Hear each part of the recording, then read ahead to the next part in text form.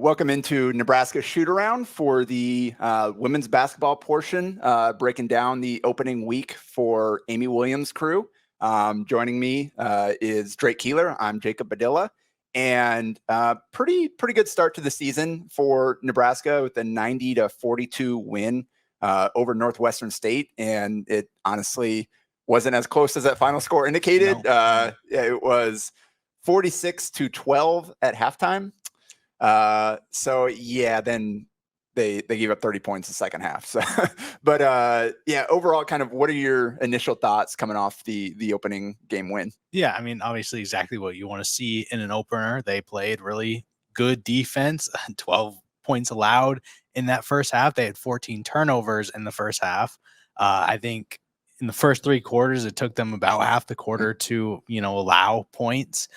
So yeah, I mean, it's exactly what you want to see. Obviously the opponent taken into an account, but they played really well. Darian White, Jazz Shelley just ripping the ball from from offensive players.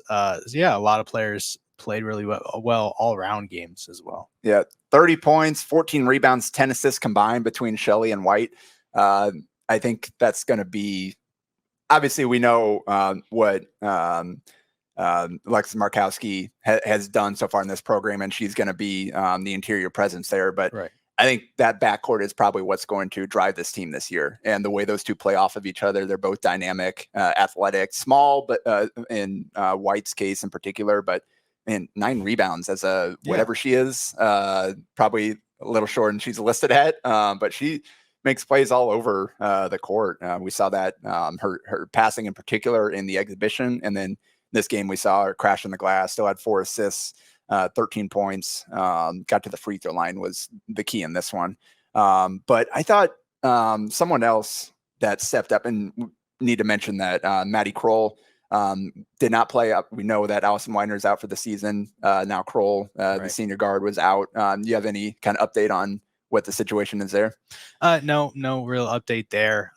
It's going to be interesting to see if Maddie Kroll does play at Wyoming. If not, it'll probably be Kendall Moriarty sliding into that spot again.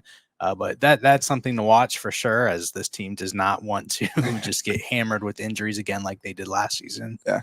I thought Callan Hake really stepped up and played well in that game, though. So obviously we know she can shoot, went 4-4 from 3, but her passing impressed me. She handling the ball, making some reads. I think that, like, if she becomes a little bit more of a ball handler in addition to her shooting, that will really help out this team, and she showed that in that game. Yeah, I completely agree, and I think you're not going to see a whole lot of times where the team doesn't have one of Jazz or Darian out there, but they did that on Monday, and Callan Hake did well, with the ball in her hands. She can shoot. Obviously, that was kind of her main thing coming in, but she's kind of been more of a well-rounded player, is a good passer, made some defensive plays, not going to be, the best defender, but I was really impressed with what I saw from her off the bench for sure. I think somebody else that is impressed in both, I mean, again, exhibition against an NAI team, it is what it is, but she kind of did some of the same things here against Northwestern State, and that's Natalie Potts, who started at the 4 spot, came off the bench in the exhibition and looked like was one of the more productive players, and then followed it up with a double-digit game, 10 points, 5 of 7 shooting, 5 boards, a couple of defensive plays in her debut. How do you kind of see her fitting into that group with the rest of the veterans? Yeah, obviously she's had a great start to her kind of career here, already starting. Feel like she almost flew under the radar among those 3 freshmen. You've got Jessica Beatrice coming in from Australia. You've got a top 100 recruit in Logan Nisley who can shoot. But yeah, I mean, she does a lot of things well, versatile forward, has played great defense, a lot of steals, deflections, really solid, just finishing around the rim. And we'll see how that holds up, of course, against better competition. I think Wyoming will give pretty solid tests to the front court on Friday. But I'm really excited to see her continue to play well. And she can shoot the 3 too, as with the rest of this roster. She's not going to shoot it often, but she's willing to take it from there. Yeah, and that was kind of one of Amy Williams' points from the exhibition, where they had a really rough second quarter there. where thought they got 2-3 happy. They didn't really work hard to get other shots. They just took the first 3 that was available and didn't shoot it well. Here they 10 and 32, 31%. They only took 29 twos, made 16 of them in this game. I mean, you look at between Hake, Annika Stewart, and Jazz Shelley. That's what, 7 for 10, 9 for 15 between those two. So everybody else was 1 for 17. That's not ideal. So kind of, what are your thoughts on where this team is as a shooting team? Obviously, an exhibition and 1 game is not much to go by. They believe in their ability, but the balance between taking the open shot and continuing to look to get other players involved inside the arc. Yeah, that's going to be the thing with this offense. They believe that they have a lot of capable shooters, and we've seen, most of those players have pretty good games from beyond the arc, but they haven't. Last year, they weren't really a great shooting team by just the percentages. And it's going to be interesting to see if that rises this year. But they also want to get the ball inside more. And that's what Darian White is going to help with a lot. She's not really not going to shoot the 3-pointer often. She's had like 1 attempt and 2 attempts in the exhibition. But that's why big part of what she adds. Natalie Potts, another player who isn't going to take most of her shots from beyond the arc, which, you're going to see a lot of that from other members of the front court.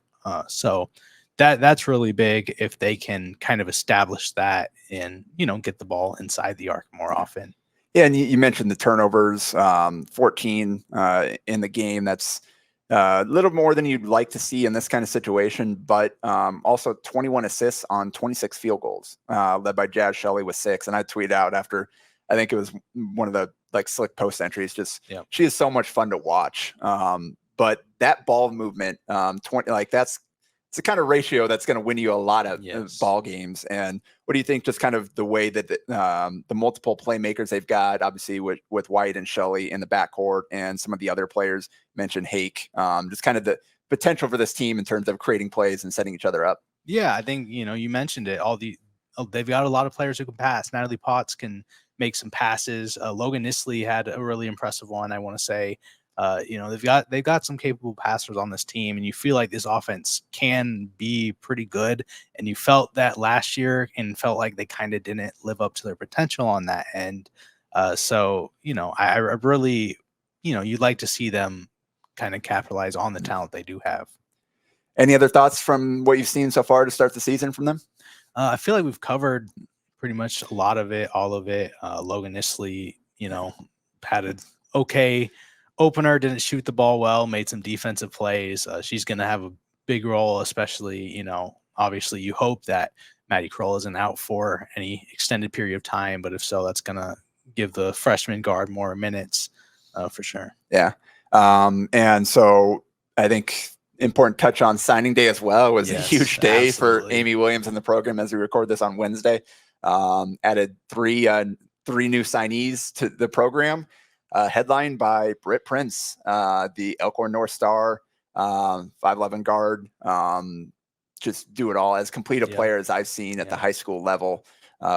She's ranked now 28 on ESPN. She was as high as 10 before an injury cost her 17U AAU summer, and that always kind of impacts if evaluators aren't able to see you, then you kind of slip through the cracks a little bit there. But still, she's the flat out star. 24 points, 8.5 boards, 6 assists, almost 60% from the field, 46% from 3, 92 from the line as a junior, 3 for 3 on state titles at Elkhorn North. How do you see someone like her, who is such a complete player, fitting into Amy Williams' program in the offense? Yeah, like you said, just complete player, someone you got to be thrilled for Nebraska to land, that caliber of player coming in state. Obviously, Creighton was in the mix too, high quality programs like Indiana. So, you're really excited about that. She's going to have an immediate impact for sure. With Jazz Shelley, Darian White not going to be in the program next year. So, she's going to play right away. Obviously, we'll see how roster construction happens next offseason and all. But that is just something I'm really excited about. I think, she's going to have a lot of responsibility early on. It's going to be fun to see how she kind of responds to that. And I think there is a lot of Shelley to her game, just in terms of what we've seen from Jazz and her ability to shoot from anywhere on the court, to be dynamic with the ball in her hands, to set teammates up. Like, that's what Britt Prince is. She's a phenomenal shooter, whether off the dribble, off the catch, a few feet behind the line, can flat out knock it down. But she has a really great feel for the game. Yeah. Like, you could see there are times where she could score 40, 50 in a high school game, but she's looking to get her teammates set up and just making the right play, the right read. And then if they're struggling, all right, it's my time to take over, and she'll just go do it. So I'm excited to see her continue to develop at the next level. Glad to see she's healthy now. Getting ready for a big senior year for Elkhorn North. And just massive commit. Believe chose Nebraska. Just recently, the news came out. We'll have more from Britt and her mom and the coach at Elkhorn North for Hurrdat Sports coming at you soon. Just chose Nebraska over Creighton. Indiana, I believe, were kind of the other finalists there. Received offers from 30 plus teams, some of the best programs in the country. So huge get for Amy Williams. Another big commit is Amia Hargrove, 6'2" wing out of Illinois. Daughter of Anthony Hargrove, the former NFL player who had a good career there. Nebraska, we had a volleyball team, Caroline Juravicius, daughter of Joe Juravicius, former NFL wideout. So Nebraska's done a pretty good job of recruiting former athletes' daughters here. But Hargrove, 25 points, 10 boards, 1.5 assists, 2 steals, 1.5 blocks, shot 62% from the field, 85 from the line. She had games at 55 and 51 points. And obviously, you never quite know the level of competition, but no matter what, you can score 50 in a game, then you're a really talented player. And 6'2" wing, that adds a lot of versatility. Yeah, absolutely. And I feel like in recent couple of years, you haven't seen a lot of players kind of like that on Nebraska roster, where they kind of fit into just being a guard or being a post player. So that's really interesting. Obviously, just a player with that level of production. I think kind of different outlets were higher or lower on her, and I think that's probably because of the level of competition that she was at. But that's really intriguing as a prospect for sure. Versatile forward. So another good addition for that freshman class. And then final player we need to hit on, familiar name, Kennedy Williams, the head coach's daughter there, 5'4" point guard out of Lincoln Southwest, who starred in basketball, starred in softball, starred in soccer. She's going to play basketball and softball at Nebraska. So dual signee there for Rhonda Ravel and Amy Williams there.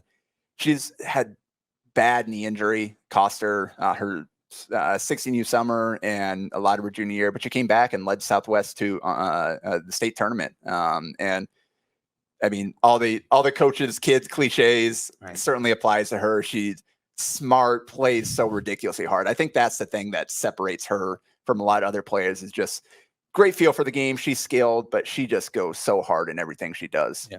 And I think Amy's really excited to have her in the program, and the program she's grown up in ever since they've got here. She's been around that. So really cool story there. Yes. So we've got Amy Williams, her daughter joining her next year.